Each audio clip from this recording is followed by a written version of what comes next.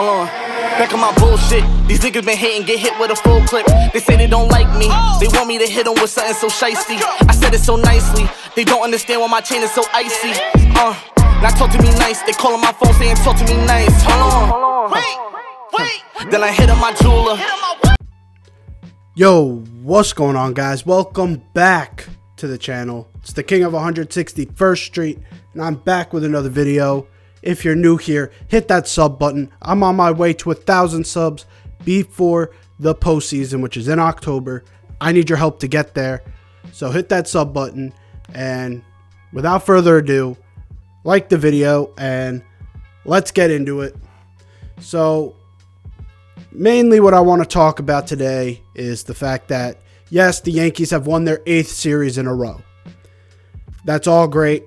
They beat Baltimore. It's awesome. But truly what I want to talk about is the lack of production from Hicks and Gallo and something that we can do to fix it.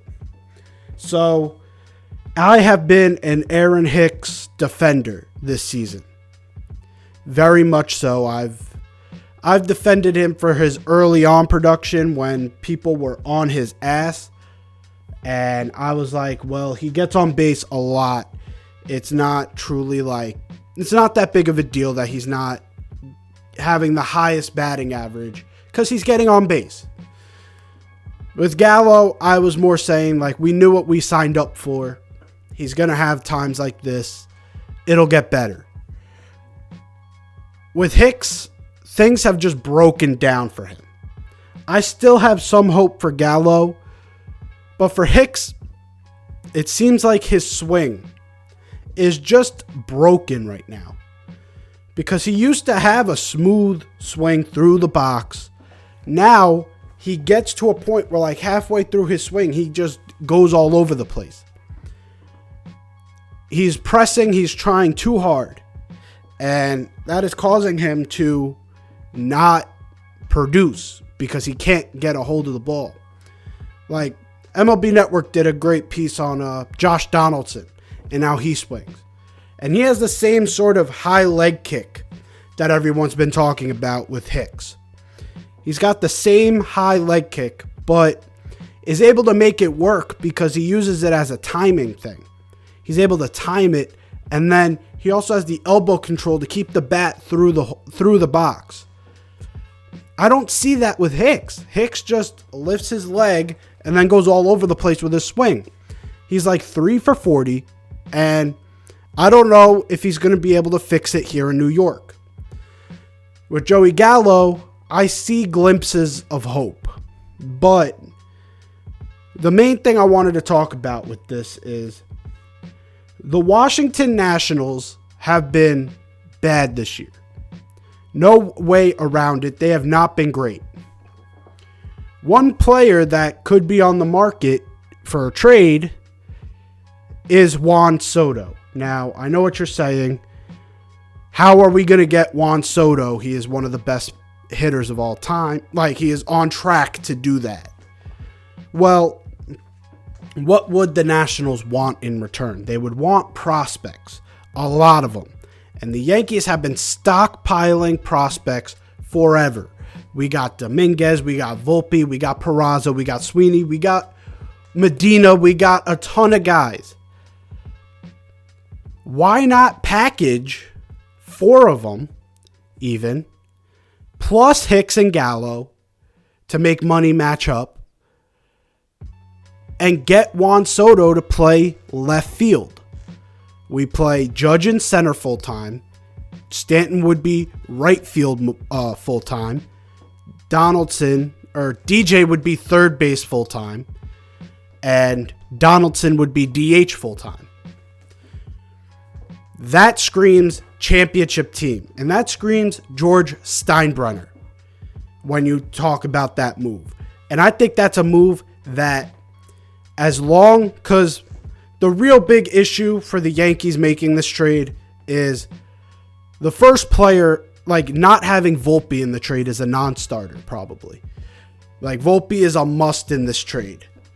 And the Yankees have been so high on Volpe that it's tough to see them parting ways with him. But the reasons why you would is the fact that Juan Soto, after the season, still has 2 years of arbitration eligibility. So he'll be here for the rest of this season, next season, and the season after that. So you still have time to pay Judge, to get off of some of these contracts, and then make the decision on Juan Soto. Now, this is Hal Steinbrenner we're talking about. He wants to try desperately hard to stay under this luxury tax. But where has that gotten us? We are now 12, and if this year we do not win it, 13 years without a ring. For a team that has the most rings in sports history, that is not acceptable. This is one of the longest droughts we've had. And I know it's hard to call this a drought, knowing what we know about other droughts. But for these pinstripes, that's a drought. And what do you do to fix that? You swing for the fences. And I think trading guys who you hope turn into Juan Soto, or to the level that Juan Soto's at, for Juan Soto seems worth it for me. Because none of them, it seems like, will be as good as Juan Soto. And now we got Juan Soto technically available for the right price. I believe a combination of Volpe. So I have this trade written out. So we get Juan Soto. We give up Volpe, Peraza, Medina, Hicks, Gallo. And if they want Sweeney also, that's good. Now I'm sort of flip-flopping either Medina or Dominguez. Because even though Dominguez had such high potential grade, we're getting a guy who's there already. And if you could match Juan Soto in the 3-hole instead of Rizzo, even though I love Rizzo, this is not like a hate piece on Rizzo, but if you had Rizzo at the 3rd hole, Rizzo at the 5-hole, Soto at the 3, Rizzo at the 5, now you've got a lineup of LeMahieu, Judge, Soto, Stanton, Rizzo. Who the fuck is pitching to that lineup? That is possibly better than what the Dodgers have done. And I think the Yankees have to see what the Dodgers have done and start taking swings of their own. Juan Soto, I don't expect it to happen. But if this was George Steinbrenner, Juan Soto would be a Yankee right now. No questions asked. And I believe a mixture of those prospects, along with making the money match with Hicks and Gallo, makes this work. And I hope that you guys understand where I'm coming from in terms of we need to strike while the iron is hot. We are the greatest team in the league right now.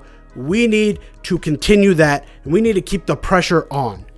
But anyways, hopefully you guys enjoyed. If you did, leave a like down below. If you're new here, hit that sub button. I'm on my way to 1,000 subs before the postseason. That's in October. I need your help to get there. So please share this with everyone you know. Hit that sub button. And I know this wasn't a recap, but again, we were playing Baltimore. We should have swept this series. We didn't. It's whatever. We still won 8 straight series. Judge is still MVP. Litke didn't have a great outing, and so on and so forth.